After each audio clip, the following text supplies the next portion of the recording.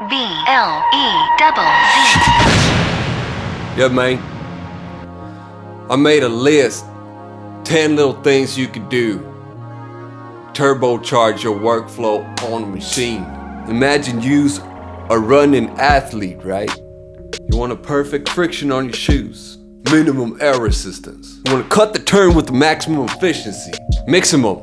Except you're making beats instead. You're not super familiar with the machine. And if you're like me, well, heck, you know, we don't read a whole lot of manuals, do we? Maybe this can help you get a little bit more better acquainted. Shoot, let's go. Get rid of the ideas view. Starting a new project, you will be greeted by this screen. It is called the ideas view, and it is supposed to be great for sketching out ideas. It works in a fashion similar to Ableton Live, you can say.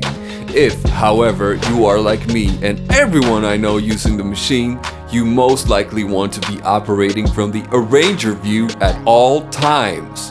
Press Shift plus Scene on a controller or click this little icon. Trust me, so worth it learning to work with the arranger first to make sense of how you structure beats in Machine. Set your mode toggles up. These buttons all bring up windows, or as you also should call them, modes, that either appear as you hold the button down or are made visible by toggling them. By pressing this button in whatever mode you have open, you choose whether you have to hold the mode button down or if you want the mode menu to be toggled on or off whenever you press it. I find it comfortable to pin events, solo, and mute because that is where I linger the most. The other ones I just make a quick wham bam thank you ma'am visiting, so I don't give a fuck about them. This will be automatically saved for the next time you open up Machine. Keep tabs of your grid settings. When you, for example, move shit around, you might have noticed that the shit is either snapping to the grid, not snapping to the grid at all, or perchance snapping to a grid that you don't want it to snap to, according to. Look here, for example. Motherfucker, the grid is set to 1 bar. I grab a shit and I move it. It snaps to the beginning of the bar, both with the mouse and also using the controller. If you're not aware of what is going on here, this can be a frustrating experience, making you sad. It is very important to keep track of this when you copy and paste and nudge. Explain later. Make it a habit for every loving move you make to change the grid value that is most practical for that particular move.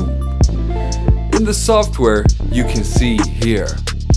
This is the grid value you can change, and this toggles whether it will snap or not.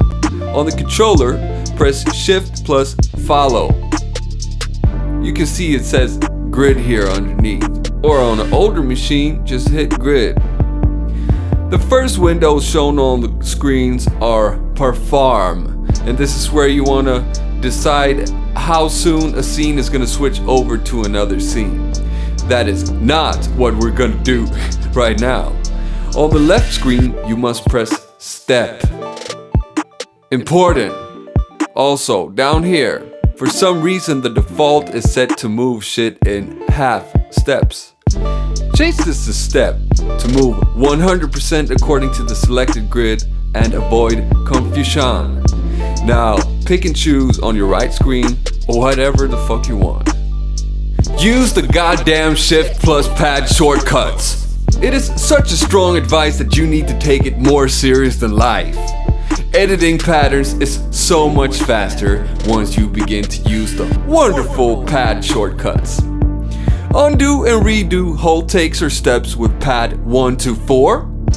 Quantize selected events fully or half fully according to the grid with pad 5 and 6.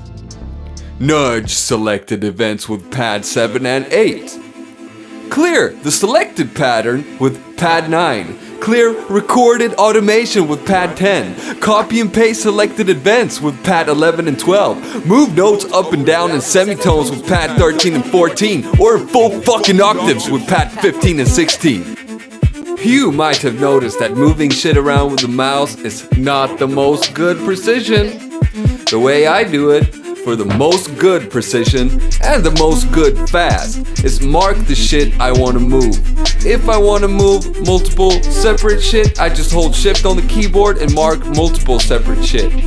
Then I use shift on the controller and move it back or forth, to or fro with pad 7 and 8 in increments according to the grid. Like we said before, always check first and make it a habit to see what does the grid say before you make any rash decisions to move shit around. And about the copy-paste flow, same thing here. Check the grid first. When you use the pads to copy and paste, make it an OCD habit to always check your grid. What timing the grid is set to, and is it set to snap or not. If you want your kick to return 1 bar later, set the grid to 1 bar before you proceed with the dangerous action to copy and paste. Make a template with your favorite settings. If you have a routine of changing a whole gosh darn bunch of settings every time you open a new project, why not make a wonderful template that loads up automatically with your favorite setup? For example, you can see here, my BPM average is 80, so I set my BPM to 80. The grid is set to whole steps, like we looked at before, and hell, let's keep this here drum kit in so we can get started right off the bat, 70% of the time, all the time. Now save the project. Once you've saved it, go to Machine 2, click Preferences, go down to Default, open Standalone Template, and find the project you just saved. Amazing! You can also set some defaults and preferences, such as the default length of a new pattern. I like to have this set to 2. You pick and you choose which is the favorite for you. In preferences is also where we find my next advice. Know your scenes. I have a friend who went nuts over this. He was in fact institutionalized. When you copy a scene of patterns in the arranger, it can be configured in 2 ways.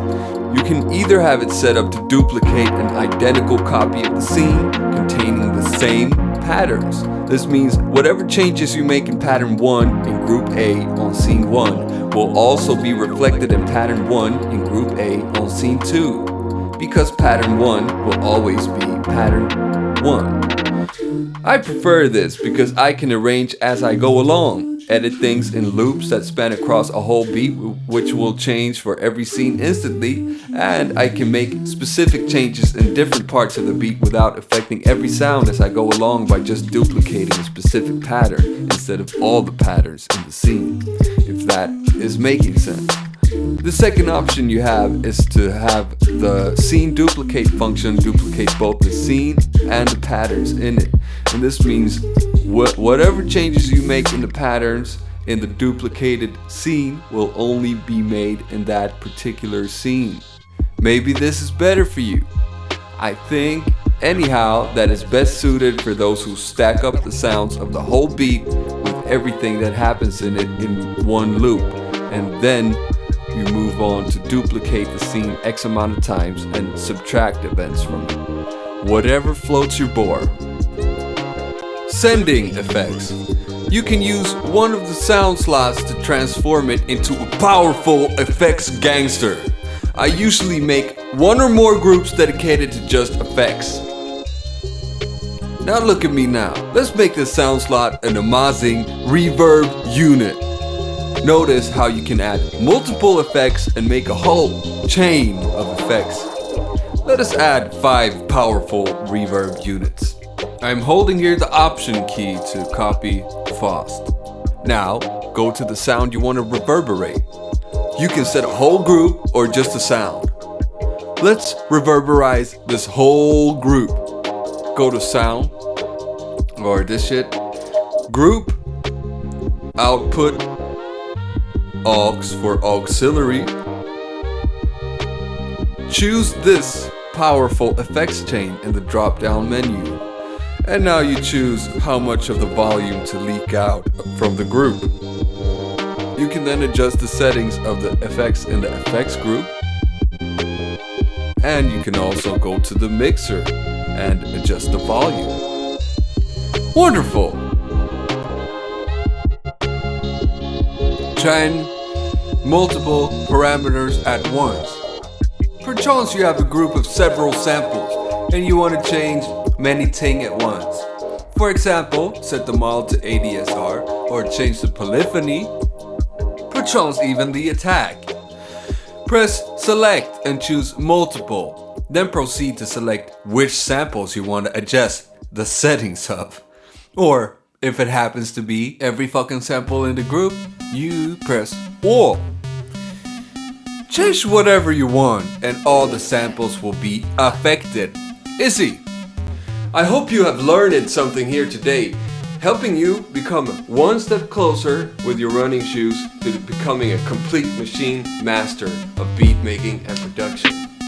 You do whatever the shit you know that you're supposed to be doing. Subscribe to the channel, comment below. If you have your own tips, feel free to discuss here in the discussion lane, and let's get to speaking. You know what I'm saying. Okay, bye-bye.